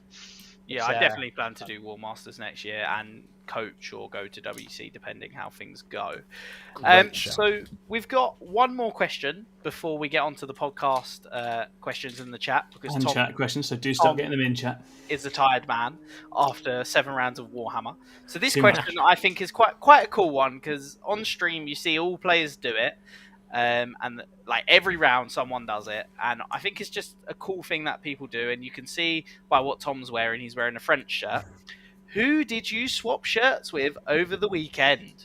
We'll start with you, Tom, because you want to rep a French shirt. That isn't. So, I mean, this is actually my French one from last year, but I just thought I'd wear it in honor. Well, very well done to France. It is worth saying, and to Germany and to USA for the podiums. But I mean, France especially just backhanded everybody in their way. 7 wins. And it didn't ever really look difficult for them. I think that's the incredible thing. Is just they just rolled through everybody else. We're sort of in a new era of French dominance, which is really exciting in some ways, terrifying in others. But on the chart where it shows how each country. Oh, they're the least among the least improved teams. Yeah, they've not kicked on at all. It's hard to get better when you're already at the top. Yeah, for shirts I've got a lovely Welsh one from Scrivo. I've got a lovely one from a chap from New Zealand. I swapped, I think, with Skark. So I've got a Skark's Poland shirt, which is a nice souvenir. And then swapped with Andreas from Austria as well. And I think those are the main ones that are immediately springing to mind, I think. It was interesting. A lot of the teams we played have either red and white or black shirts, and that was what we brought. So there was a lot of like for like swapping going on. It was a lot of the same stuff. But no, I'm very, very chuffed with those. I will trust those. Yeah, Skark one is a cool Skark one. Yeah, that's a nice little story. What about yourself, Scrivo? Did you do any shirt swapping? Yeah, so this year people actually were coming up to us asking for our shirts, which was a nice compliment. Yours were really nice. I designed it, so it was really cool to be able to be like, cool, nice. So I ended up with a New Zealand one with one of the players because we had such a cool round that he was just like, please, I'd like to swap a shirt. I got Tom's because apparently we have never swapped a shirt before, so it felt time hang out enough. Yep. So I'm probably going to wear it at events and scare people, but little do they know it will just be me. I'm the idiot instead. And then the one that I think was really nice was I've been kind of chatty to a lot of the judges and the referees because they're an important part of the community there. And I was just chatting to JD, one of the nice guys from America who helps run the American Team Championships. I talked to him about that, and he was like, "Do you want to swap jerseys?" And so I'm wearing it now. So now when I run events, I can be a judge. Look, I'm a ref. That's quite a cool one. Those are really nice. It's very slimming as well. What about yourself, Ed? Many UN shirts swapped, or I only had 2 UN shirts, so what I did was I wanted to keep one, obviously, but what I'm going to do is order one separately as well. So I'm swapping one with Liam, I believe, which didn't have time to do, and then so we're going to get a Wales shirt because those Wales shirts look really nice, as we discussed, and a New Zealand shirt because that was when I was not drunk at all. Like I was completely sober in Pubagino. And it wasn't after like 8 Jaegers with the same person. And he was like, do you want to shop a shirt? We've been drinking all night. I'm like, yeah, it sounds incredible. Let's do that shit. So I got a New Zealand shirt, which looks awesome. They are really Cool. nice. They're very cool. It also made me feel very good because it was a large and it fit. Let's go. Let's go. Progress. That was fun. That was good. So yeah, so I got a New Zealand shirt and that was nice. And I'm going to order another Team UN shirt just so I have another one. So. yeah. So last person I've left this to is Chris because he forgot earlier, so maybe he's had time to remember. Or Oh God, no. He just said, "Don't ask him." He was like, "Don't ask me." I was in fear. No, so I had one pre-arranged shirts up with the Irish. Their shirts look awesome. I had a shirt swap with Taff from Team Wales. Just we're walking. Oh, back Taff. Yep, Taff. We were walking back and I did. Do you want it? And kind of just threw a shirt at me from nowhere. It was quite magical. But being the size I am, I'm a large individual. I basically have to scan the hall and go, "Where's my people at?" And so my section is limited. I couldn't get a Team China shirt. Unfortunately, they look awesome. I swapped with Brian. I got actually one of Brian's old shirts because he's lost so much weight. I had to reorder more shirts. So massive. That's cool. So that's massive for Brian. So I got Brian's shirt. I got a Finnish shirt and a Welsh shirt, and then one I can't remember. It's in my suitcase. Still Waiting to be washed. Hence why I'm wearing one of my own shirts. Do you know what the best shirts that were there that I didn't get, that I was really quite sad about, was Hong Kong. They had basically bowling shirts. They were really, really cool. That's pretty cool considering it. Was that their first event? It was their first, yeah. Yep. That's cool. Cool to sort of get like a nice shirt for the first event to sort of stand out. So really, that's most of the questions. So we'll go on to sort of the chat and podcast questions. Absolutely. So I now, remembered. Canada. Yeah. I saw it with a Dickie of one of the coaches' Dickie, jerseys. he's a legend. Yeah, so there we go. cool. So for the podcast questions, you guys are going to have to listen to me to attempt to read. So this should be quite good. I'll read it whilst you talk it. Don't worry. John, you read it. You read it. Which one? Read the questions. I can actually read, Right. but Can you? we'll let John In the- do this part. We had one Right. from Black Crow's Sam in the chat, which was, "Are you feeling burned out now, or are you excited to get stuck into more Warhammer / events, especially Ed for this weekend?" How are you all feeling, guys? People feeling burned out? Yeah. Yeah. Yeah. Monstrously, actually. Yeah. Like, in fact, I'm really looking forward to the Black Crow Invitational because Black Crow are awesome, and I'm very looking forward to going to that. I'm sure I'll recover in the next few days, and I'll find something that I'm going to get excited about. But yes, after between I think it was 18 games of Warhammer, real life Warhammer in the last 10 days. Yes, Yeah. I am burnt out. Yes, That's very. that's only natural. Yeah. That's a lot, man. Yeah. Chris. I kind of want to play a game right now. Not gonna lie. I had a couple of games that slipped away from me there, and you know, whilst it might not have had the most direct and massive impact, because you know, one was against Aussies, which is a heavy loss, and one was against Luxembourg, which is a very heavy win to us. It could have been different. It could have been like against the Danes, and we only won by like 2 points or something like that. So you know, I kind of want to keep repping, keep trying to improve, but also looking and like trying to figure out a better way of predicting games and like trying to figure out those mid-round like coaching calls, because it's a very difficult skill to master, and I am a long way off of it. So definitely trying to integrate that with my regular practice that I try and keep up. That was actually my favorite. My favorite coaching interaction was when I've played Shadow Legion before, so I played against Shadow Legion against Germany, and we had it as bad for me from the start. But I went up to Dave, our coach, and was like, I'm going to be in about 45 minutes. I'm going to be coming to you telling you that this is awful. This is so over, and then it's going to gradually get better, and I'm going to come back, and it's going to be this. And that was exactly how it went. And it was I was sort of like coming in the middle of the game, like and then it all worked out. But it's like I think it's sometimes it's just knowing that dip, isn't it? Like the kind or the curve almost of the game. It's like it's going to look freaky, then it's going to work out. And so I think that's really really interesting. I'm not burned out on 40k, but I'm definitely burned out on GSC. I'm done with GSC.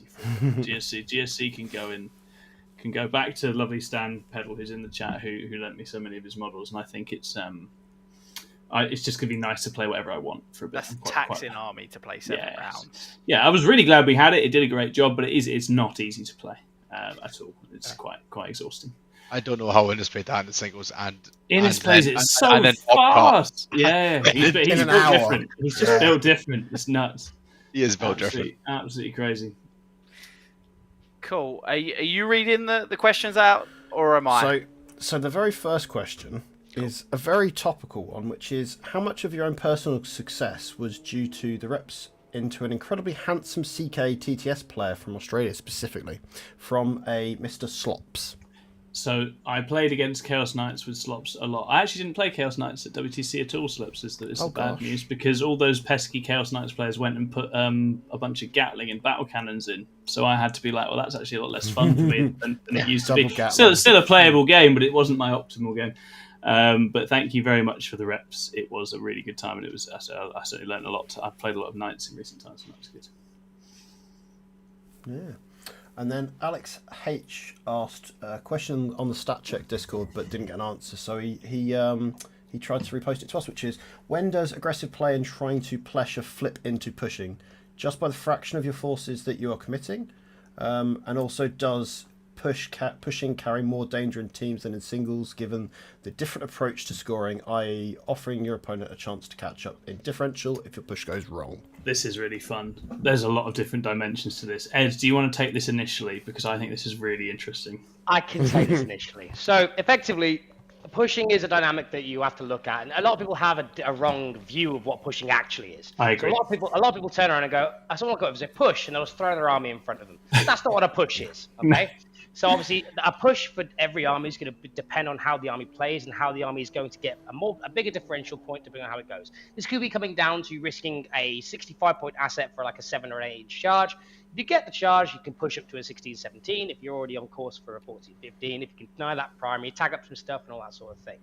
However, a push doesn't mean suicide. A push categorically does not mean suicide your army in front of it. A push for me was risking killing 4 Sacrosants with 10 Hawks in the Sisters game, which I handed him 27 saves, and he passed 26 of them.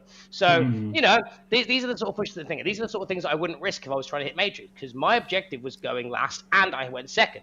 So if I basically just play my game, I'm going to get a 12 to 13. Mm-hmm. Now, the reason why I was told to push is because I needed to get at least a 16 at the time. Obviously, we were already cooked at this stage. We didn't know yet. So they said, Ed, go push as much as you can. I need you to go and get as many points as possible. I was like, I can try and push to a 16. That's about as high as I can try and push. But I need to kill all the units that I need to kill. And now, my maths on these things to kill were slightly risky, but reasonable to try and do. Like, they weren't out of the realms of possibility, and they weren't just like, I'm going to try and bang an 11-inch charge, but if I fail it, I'm going to get zeroed. That's not the level of things that you're going for at this stage. You know what I mean? Mm. So, say basically, my push, as an example, my push went wrong, and I got an 8. Yeah. And when I say went wrong, everything went wrong. So I still had a baseline of an 8 where I was like, I'm still going to score a score. I'm not going to get zeroed or blown out. But if I go for this push and it goes wrong, it means I won't have enough assets to stop him from getting a 15 and I won't get a 15, which is the differential.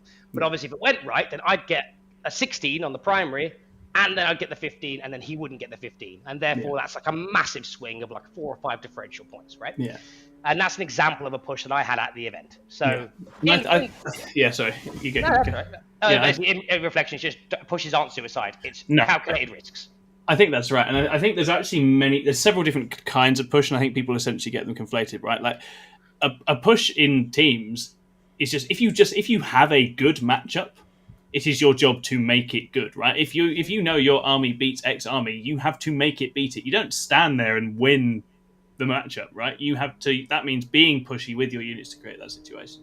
Then there's pushes like Ed's talking about, which is like this game actually fairly balanced game, fairly stable, should be a small win either way. There's the how are you going to break that open, right? Try to take a punt or something. Exactly that, and that means a risk, pushing more things out. Maybe Canis goes out, half kills a Lehman Russ and gets one shot, something like that. Whatever's going to help the situation in the game. Oof. And obviously in teams we have different ideas about this. But obviously you're pairing to get good pushes in games where an army should win, and then as the round goes on, you might introduce a bit more push as well. But as Nicholas said to me with a little bit of a laugh after his coach came round in the Germany round, he was like, "I'm going to let you in a little secret. I always push." It's really hard for me not to. Because it's like proactive 40k is best 40k, right? This is what I was in, even in matchups where it's like I'm saying I'm going to get like a 6 or a 7. It's like if I don't threaten them and play the game and make stuff happen, I'm never getting that. If I just sit at the back, I'm going to get rolled off the board. Right? So it's like there's always a degree of pushing and fighting and punching in 40k, and it's, I guess, really good players understanding what level of that you can do and how much resource you can expend without burning out completely in a game. Like just one last note is that pushes, when a team calls a push, it's a last resort. Pushing is kind of a silly risk. Yes. At the end of the day, and it's losing an asset, and the odds are you're going to lose it rather than benefit from it. So if every single round you're saying the same for 4 players to push, you might need to look at other things as well. Exactly that. Yeah. Exactly that. It's fun. It is a very interesting thing. And it's very fun to push. It's the best feeling in the world. It's the best feeling in the world. Some teams are set up for it. Yeah. I had to push 7 out of 7 games, and one of them didn't go well. I was gonna say it means 100, like 50% of the time it works 100% of the time, right? So it's fun. Absolutely. I'm going to pick a couple of questions out of the chat. Stan, Pedal blue squad, pink squad, yellow squad, or purple squad. I mean, the blue squad had the Primus squad, so I'm very indebted to them. Ultimately that was the one that put craters in my opponent's faces, but I did have a soft spot for yellow squad. They looked fabulous. They would offer me the one I'd start on the board because they were the prettiest one. And very well done painting that army, so they're very, very good. Big old Jim says how much of a matrix is based on data and how much is based on vibes. Depends on the team. Great question. Does depend on the team, doesn't it? Depends on the players. Yeah. Depends on the team, and it depends on the player for sure. It is pure vibes. It is a vibe matrix. Mine's vibes. They said they kept giving matrices, and they were like, "Oh, what's your matrix?" It was like yellow, red, yellow. And he was like, "Is it actually yellow? Do you just not want to play it?" And I was like, "Yes, isn't that the same thing? I don't understand." Like, yes. And then they gave me the yellows, and I got yellows. But the only thing that wasn't yellow was the sisters, which was like a small wins for either way. But the Sweden paired me very annoyingly and paired it very well. It's almost like they knew what they were doing or something. I don't know. Yeah. How dare they? I know, think right? You can start with vibes, Jim, and I think, but make those vibes. What do you imagine that game goes like in your head if you were playing both armies? Do yourself a little run through of like a couple of turns of that. How do you think that goes? That gives you a good indication of where you're going to be at, right? And then from there, I mean, testing and playing is the best way to double check things as well.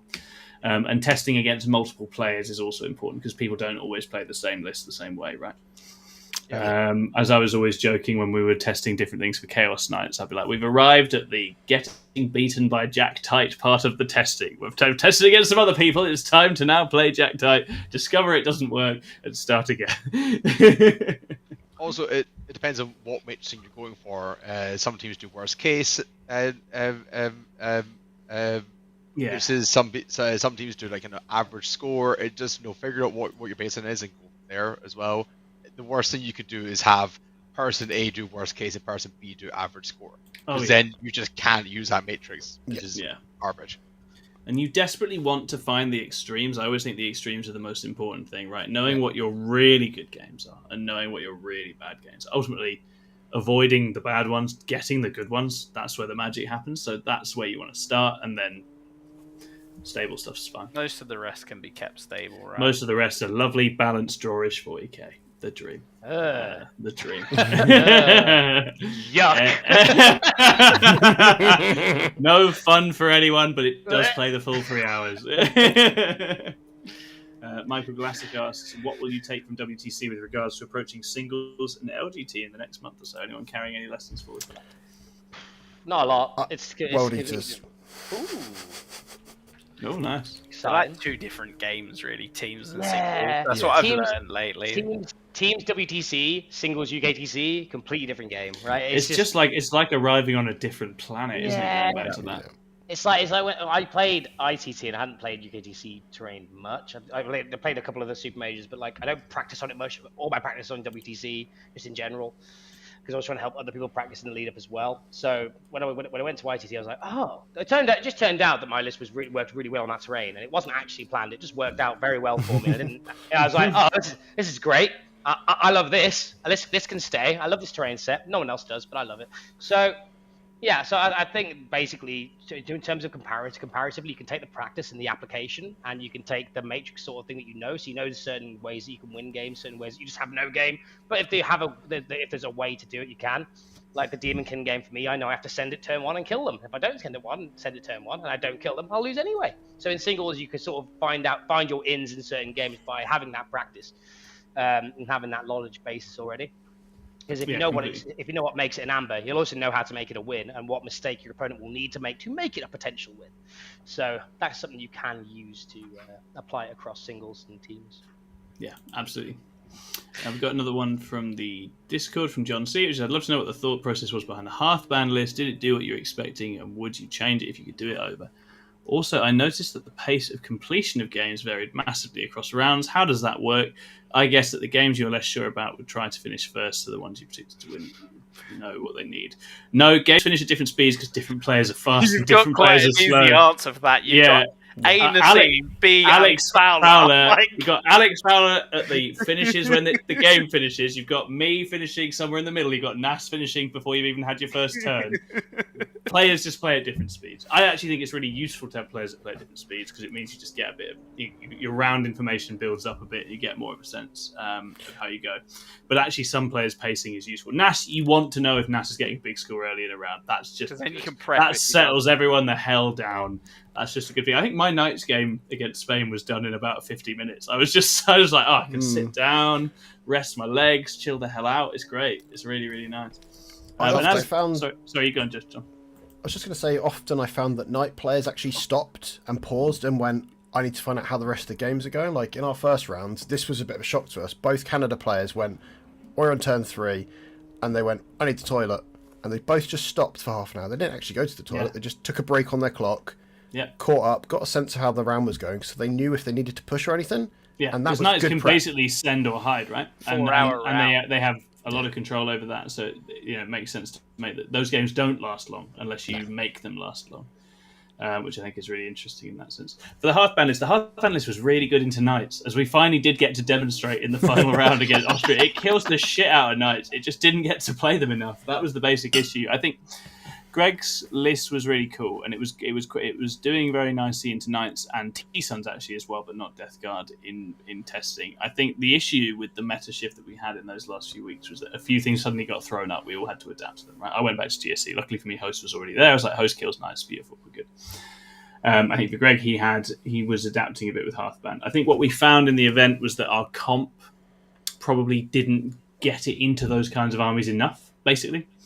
And the way pairings played out, it didn't get to play those enough, which meant it ended up doing a lot of dirty work instead, slowing things down and playing some of the horrible lists, which meant obviously tough games for Greg, but he did that job really, really admirably. So I think that's a lesson in lots of comping and practicing and pairing before you go. And then, because I mean, the reality was, some of those other Votan lists that were much more classic that were there didn't have to deal with Knights and just got on with fighting other stuff and did fine. So, actually, you've gone for something, and I learned this lesson the hard way with Vanguard Nids at Pyro when I went, right? It's like, you can go for this thing that deals with these things, but if it's actually hyper-specialised and then the comp doesn't work to get it into those things, you can end up in a rough time. So I think potentially that was the big lesson and takeaway from that, which is something the whole team has to kind of carry and look at. It's not on Greg by any stretch, and Greg battled away with it really admirably. Okie dokie. Stanley Pedal asked, were there any themes that appeared at the event that caught out any of your teams? Anything that caught us out?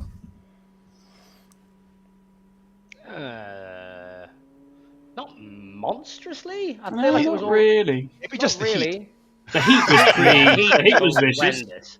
The Yeah, heat's the- horrendous. Yeah. Oh god, Yeah. that caught me out. But in terms of comp, there was nothing really that like. I mean, the Swedish team had a interesting comp. It was different, right? But at the end of the day, the bits they had still did what you'd expect.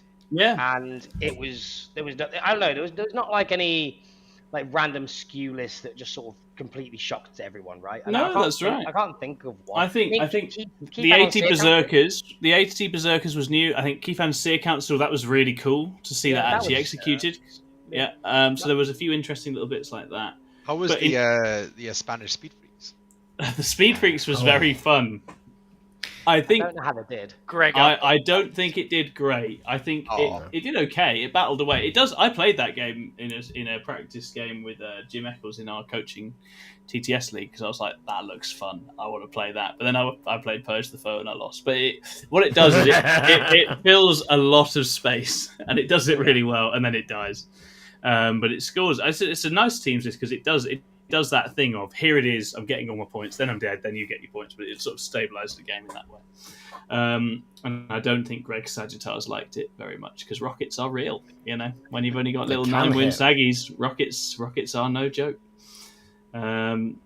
So yeah, I think it was a very cool list in that sense. But I think in terms of comp, yeah, it was a standard WTC. There were people who went hordes, there were people who went pressure, there were people who went a little bit of all of it.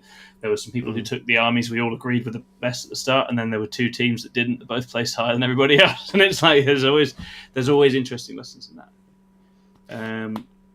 someone is in the chat has said about Belgium's run. Their run was pretty incredible, to be honest. They are phenomenal. They are really Yeah. good. Liam is Liam's really good. Considering they was a seed 2 team, Yeah. and they were basically in the final. Yeah. Yeah, 7. Liam just bodied everyone as Yeah, well. Liam crushed everybody he played. Crushed everyone. Honestly, insane. Including, I mean, he 20-0'd Tim Schneider on the Votan, which is like that. Tim is a phenomenal player. That's a really, really strong result there as well. Yeah, right? Just a different level. Yeah. he's very good, and also he's very good, and he knows he'll have played all of these games, right? He'll played the Votan 1,000 times. Yeah. You know, I played the Votan myself a few times, and it felt okay, but I've never 20'd him. No. I've never 20'd him. Like Jesus It was Christ. ridiculous. Yeah, I think. I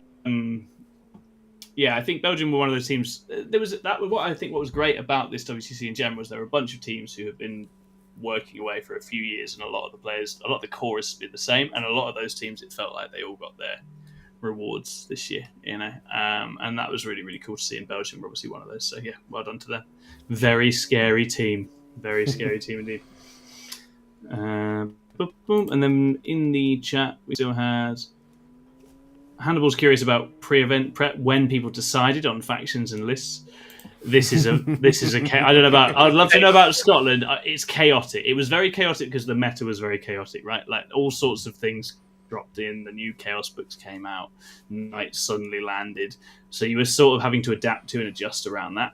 And certainly for myself, I think this is where the work this year actually did pay off. In as much as whenever I was playing a faction this year, I sketched out the matrix for it then, and then I sort of left it to one side. So when we got to where the WTC meta was at, I was looking at the matrix game like, oh, the host one suddenly looks real nice again. Lovely, delicious. We're good. We're cooking. All the stuff that it doesn't like are getting kicked in by knights, and it likes knights. Brilliant. So I think there's a degree to which you can set yourself up to deal with the chaos, but then there's always a bit of what are we going to do? Who's going to take this? Who's going to play this? How about you, Chris? How sort of how late in the day did things come together for you guys? So I love the chaos. I'm an organized person, but I love the chaos. I thrive on that energy. So we had a comp and which we took to Eurotrash Cup over in the Netherlands, and I was on Death Guard then, but I was on a Verdant Vectorum Death Guard, and I took that to Ed's event in Cardiff as well, and it did do well. I was told, hey, go check out Hammer, and so I tried Hammer out at Bristol GT, and that worked out pretty well. I almost made top cut, and losing out to the person who won it who won it the year before, which is a pattern for me, losing to the previous winner. But that's fine. Is clearly they are a good player. But the chaos went down to the wire because I think it was about, I want to say about 6 days before this submission, this chaos cult list came out of Yes. work. Mhm. And it was Bruce Duffy was one of our players who was given the chaos cult list. He just wasn't gelling with Emperor's Children. He wasn't gelling with Renegade Raiders. Who were just looking at options and spiraling, and it just came out of just the glorious hive mind that was that Discord chat. Yeah. What about ACDC Chaos Cult? He was And, animal on that list as And well. Yeah. he just there was like one test game, and I played it. I took the night version of Guard against it, and it was just like, oh, this thing just bodies knights. Yeah, it does. Cool. What It if we does. just pin things with GSC and knights? Yeah. sorry, with the GSC and Chaos Cult, and just the two Yeah. cult, shirtless idiots lists Yeah. tearing down the big robots. So yeah, so there was a lot of chaos at the end trying to work on that shuffle. At one point, both teams gave knights to the Chaos Cults list, and Ganya and I were going, "Aw." So it's like shuffling all those points, prepping the last few days, and like I said, I got knights back 2 hours before this submission. Yeah. It's really interesting. I think, as Alex in the chat says, we had the exact same experience, but we didn't get as far as actually having it tested enough and finalized. And that's how important being alive and working quickly and having adaptation in those final weeks is. Because I'd sort of got back onto host and sorted host out, but then we were sort of like, oh yeah, Chaos Cults actually might be a great fit, but we just ran out of capacity and time to test it and have the faith in it to put it in. And I think that was one of the standout lists, to be fair, of the event. It did a great job. It was amazing. And yeah, that's a good example. You want like a bit of flexibility, don't you? You don't want too much. You don't want everything to be being decided at the end, but you can probably flex to one interesting, scary meta thing right at the death that's going to be unknown, right? One thing we realized about the Chaos Cult list after deciding to take it is that its weakness is Chaos Knights. They can be -2 leadership. All their straps are leadership based. Yeah. More or less. If you want to do maximum damage, you've got to take a leadership check Yeah. on a leadership 7 or 6 unit. I think it's 6 with the leader. And if you pass it, you get to reroll hits and wounds. If you fail it, it's just the hits. Yeah. If Chaos Knights are going cool, -2 straight away at the start of the game, your damage is being lowered significantly. So our tactic was, cool, please attack Death Guard with the double knights, and we'll take the Chaos Knights, thank you very much. Yeah, get rid of that. and then it can thrive, right? And that's such good company, man. It's really well thought out. Really, really well thought out. And obviously with the Death Guard Knight list, you've got a list that can go out first into most things, right? Very genuine first defender list, which is really, really cool. And yeah, CK put us off, so that's okay. Just have to be that little level ahead. No, all power to you. Really, really cool. We got one more question in chat, which is, why is Harley in Lapland? That's from Theo. I got the wrong dates for WTC. Harley is in Austria now, where the snow is settling in over the Alps. There you go. Yeah. You might be there at the wrong time of year for that, but yeah, he's fucked it a little bit. All right, classic Harley. Harley, thank you for running this. I'm going to let you sign off for us now, mate. Do you want to bring us home? Oh, great. So I didn't get the introduction. I get the ending. So that must mean I've done decent if I'm now being presented with this. I'll press the button now then. Or he wants to embarrass me even more, which is fun. So this has been the 6++ show. Thank you for listening and watching to us. Please like and subscribe on the video and leave a comment. Also follow our TikTok that the lovely Ed is promoting. That is a good one. And also we do offer coaching on our website, so go check out the website as well. Thank you for listening to us. Join our Discord as well. I believe it's over 700 members. It's like 900 now. It's huge. 900. Yeah. See, I'm behind on that. Shut up, Alex, in the chat. I am dyslexic, so that is bullying. So thank you for watching, and you will catch us next week when we will discuss another topic and talk a load of shit. Very good. Bye, everybody. See you later. Bye. Bye.